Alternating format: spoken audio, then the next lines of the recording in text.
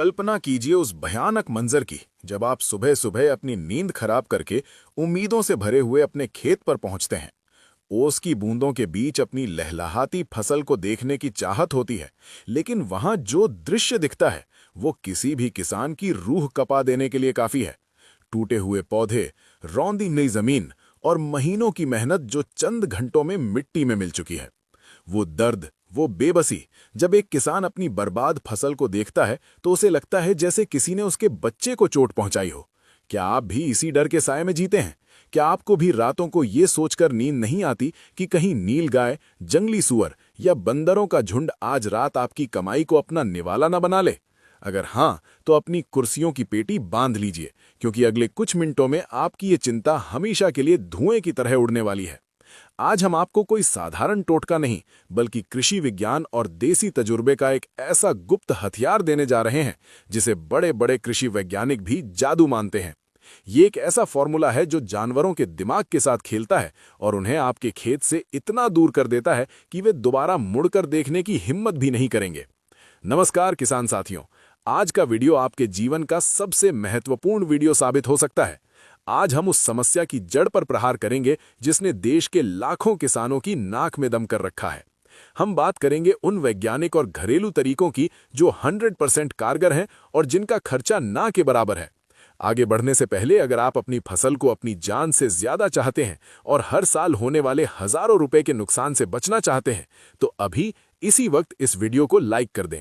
आपका एक लाइक हमें ऐसे ही रिसर्च आधारित वीडियो बनाने की ताकत देता है। और हाँ, अगर आप चैनल पर नए हैं तो सब्सक्राइब वाला बटन दबाकर घंटी जरूर बजाएं। अब जरा कमेंट बॉक्स में लिखकर बताएं कि आपके इलाके का सबसे बड़ा दुश्मन कौन है, नीलगाय, सुअर, बंदर या आवारा पशु? आपका जवाब हमें आगे की जानकारी को और सटीक बनाने में मदद करेगा। दोस्तों, सबसे पहले हमें एक कड़वा सच समझना होगा। हम अब तक जानवरों को भगाने के लिए जो भी तरीके अपना रहे थे, चाहे वो खेत में पुतला खड़ा करना हो या कनस्तर पीटना, वे अब बेकार हो चुके हैं। जानते हैं क्यों? क्योंकि जानवर भी इवॉल्व हो चुके हैं, वे समझदार हो गए हैं। उन्हें पता चल गया है कि वो खड़ा हुआ पुतला उन्हें मार नहीं सकता। इसलिए आज हमें मनोवैज्ञानिक युद्ध लड़ना होगा। हमें जानवरों की सबसे बड़ी कमजोरी पर हमला करना होगा, और वो कमजोरी है उनकी सूंघने की शक्ति और उनका डर। आज मैं आपको एक ऐसा लिक्विड तैयार करना सिखाऊंगा जिसकी गंध इतनी भयानक और अनोखी है कि जानवर के दिमाग में खतरे की घंटी बज जाती है। ये गंध उन्हें ये एहसास दिलाती है कि इस खेत में जाना मतलब मौत के मुंह में जाना है। लेकिन इस जादुई घोल की विधि बताने से पहले एक छोटी सी गलती के बारे में बात करते हैं जो 90% किसान करते हैं और इसी वजह से उनकी फसल बर्बाद होती है। वो गलती है सिर्फ एक ही तरीके पर भरोसा करना। वीडियो के अंत में मैं आपको एक ऐसा ब्रह्मास्त्र टिप दूंगा जो इन सभी तरीकों की ताकत को 10 गुना बढ़ा देगा, इसलिए एक भी शब्द मिस मत कीजिएगा। चलिए, सबसे पहले तैयार करते हैं वो जादुई गंध जो नीलगाय और जंगली सुअर को मीलों दूर रखती है। ये पूरी तरह से वैज्ञानिक है। जंगली जानवर शाकाहारी होते हैं, ज्यादातर जो फसल खाते हैं, और वे सड़े हुए मांस या अजीबोगरीब तीखी गंध से नफरत करते हैं। इस फॉर्मूले के लिए आपको चाहिए 20 लीटर पानी, आधा किलो सड़ी हुई मछली या पोल्ट्री फार्म का कचरा, सड़े हुए अंडे, 500 मिलीलीटर नीम का तेल और 250 ग्राम लहसुन का पेस्ट। अब ध्यान से सुनिए, इसे बनाना कैसे है, क्योंकि विधि में ही सारा राज छिपा है। मछली या अंडों के कचरे को पानी में डालकर एक प्लास्टिक के ड्रम में बंद कर दें। इसे कम से कम 4 से 5 दिनों तक ऐसे ही रहने दें। इसे फर्मेंटेशन कहते हैं। 5 दिन बाद जब आप ढक्कन खोलेंगे तो एक बहुत ही तेज और असहनीय दुर्गंध आएगी। यही वो हथियार है। अब इसमें नीम का तेल और लहसुन का पेस्ट मिलाएं। लहसुन में सल्फर होता है जिसकी गंध जानवरों की नाक में जलन पैदा करती है। इस घोल को छान लें और स्प्रे मशीन में भरकर खेत की बाहरी मेड़ पर और फसल की शुरुआती 2-3 लाइनों पर छिड़कें। याद रहे, इसे पूरी फसल पर नहीं छिड़कना है, बस एक लक्ष्मण रेखा बनानी है। हवा जब इस गंध को लेकर जानवरों की नाक तक पहुंचेगी तो वे बेचैन हो जाएंगे और रास्ता बदल लेंगे। अब बात करते हैं उस तरीके की जो सुनने में अजीब लग सकता है, लेकिन जंगली सूरों के लिए ये काल है। क्या आप जानते हैं कि जंगली जानवर सबसे ज्यादा किससे डरते हैं? शेर से? नहीं, वे सबसे ज्यादा डरते हैं इंसानों से। अगर उन्हें ये यकीन हो जाए कि खेत में इंसान मौजूद है तो वे कभी नहीं घुसेंगे। इसके लिए हमें इस्तेमाल करना है इंसानी बाल। जी हाँ, नाई की दुकान से बाल ले आएं। लेकिन ठहरिए, इसे खेत में ऐसे ही नहीं फेंकना है, वरना वे हवा में उड़ जाएंगे और असर नहीं होगा।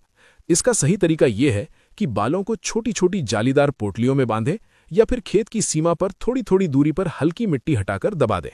विज्ञान ये कहता है कि बाल सालों तक नहीं गलते और उनसे लगातार इंसानी शरीर की गंध आती रहती है। जब जंगली सुअर जमीन खोदते हुए, क्योंकि वे कंदमूल खाने के लिए जमीन खोदते हैं, आगे बढ़ते हैं और उनके मुंह में बाल आते हैं या गंध आती है, तो उन्हें घबराहट होती है। उन्हें लगता है कि यहाँ इंसान घात लगाकर बैठा है। ये मुफ्त का तरीका है, लेकिन इसका असर कई हफ्तों तक रहता है। लेकिन क्या हो अगर आपके इलाके में बंदरों का आतंक है? बंदर पेड़ पर रहते हैं और उन पर मेड़ वाली दवाई का असर कम होता है। बंदरों के लिए हमें स्वाद और रंग का विज्ञान अपनाना होगा। बंदर लाल रंग से थोड़ा डरते हैं और कड़वे स्वाद से नफरत करते हैं। इसके लिए एक खास हर्बल घोल तैयार करें। 10 लीटर पानी में 1 किलो धतूरा, जो जहरीला और कड़वा होता है, 1 किलो नीम के पत्ते और 250 ग्राम तीखी से तीखी हरी मिर्च का पेस्ट मिलाएं। इसे उबाले नहीं बल्कि सड़ाएं। 10-15 दिन सड़ाने के बाद इस पानी को छानकर उन फसलों पर छिड़के जहां बंदर ज्यादा आते हैं।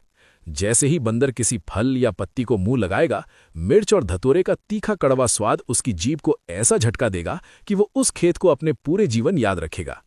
बंदरों की याददाश्त बहुत तेज होती है। एक बार का बुरा अनुभव उन्हें हमेशा के लिए दूर कर देगा।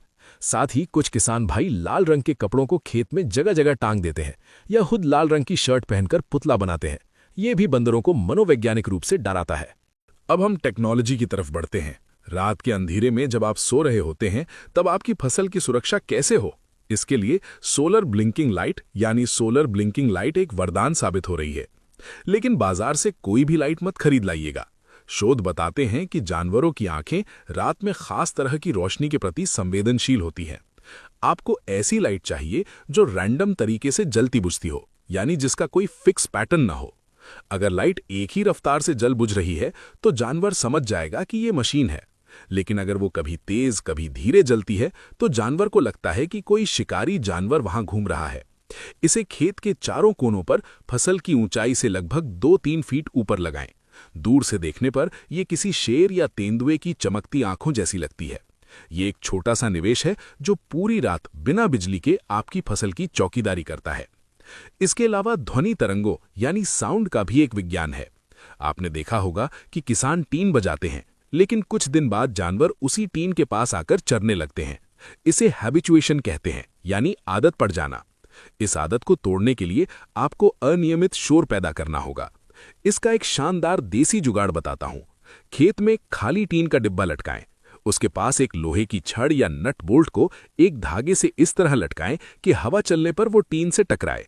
लेकिन यहां ट्रिक ये है, टीन के साथ एक चौड़ा गत्ता या प्लास्टिक की प्लेट भी बांध दें। इससे हवा का दबाव ज्यादा बनेगा और हवा की गति बदलने के साथ साथ शोर का पैटर्न भी बदलता रहेगा। कभी तेज आवाज, कभी धीमी, कभी रुक रुक कर। ये अनिश्चितता जानवरों को कंफ्यूज करती है। वे समझ नहीं पाते कि ये क्या है, और जानवर जिस चीज को समझ नहीं पाते उससे दूर रहते हैं। नीलगाय, जिसे कई जगह रोजड़ा भी कहते हैं, उसके लिए एक और विशेष प्रयोग है जो राजस्थान और गुजरात के किसानों ने ईजाद किया है और जो 100% सफल रहा है। ये है फिनाइल और कपड़े धोने वाले नील का मिश्रण। 1 लीटर पानी में 50 ग्राम फिनाइल और 50 ग्राम नील मिलाएं। अब पुराने कपड़ों की पट्टियां बनाएं और उन्हें इस घोल में डुबोकर खेत के चारों तरफ बाड़ पर बांध दें। फिनाइल की गंध बहुत तीखी होती है और नीलगाय की सूंघने की क्षमता बहुत तेज होती है। ये गंध उन्हें कसाई खाने या अस्पताल जैसी लगती है, जिससे वे घबराती हैं।